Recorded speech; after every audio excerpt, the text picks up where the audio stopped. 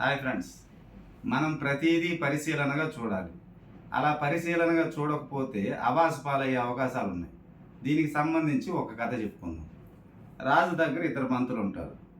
ఈ ఇద్దరు మంత్రుల్లో రాజు పెద్ద మంత్రికే ప్రాధాన్యత ఇవ్వడాన్ని చూసి నొచ్చుకుంటాడు చిన్న మంత్రి. ఈ విషయాన్ని గమనించిన రాజు ఒకరోజు చిన్న మంత్రిని పిలిచి, మంత్రి అక్కడేదో శబ్దం వస్తుంది, వెళ్ళి చూసి రాబో అంటాడు. ఇతను పరిగెత్తుకుంటూ వెళ్తాడు. చూసుకొని వచ్చి, రాజా అక్కడ కుక్క ఈనింది అని అంటాడు.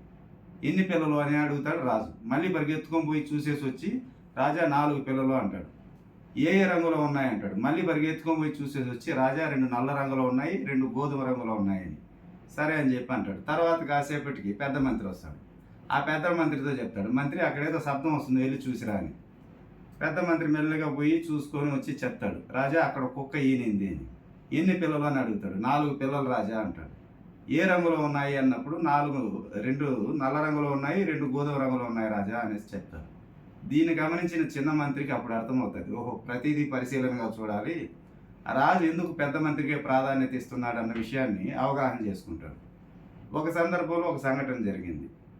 ఒకరోజు ఇద్దరు కాలేజీ అమ్మాయిలు అంబేద్కర్ వర్ధంతి రోజున బస్సులో వస్తూ ఉన్నారు. అక్కడెక్కడో వాళ్ళు అంబేద్కర్ విగ్రహానికి పూలమాల వేయడాన్ని చూసినారు.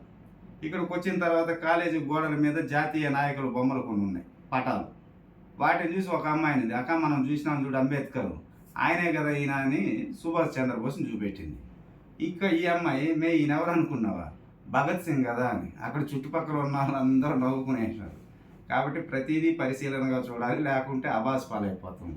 Okay friends, thank you.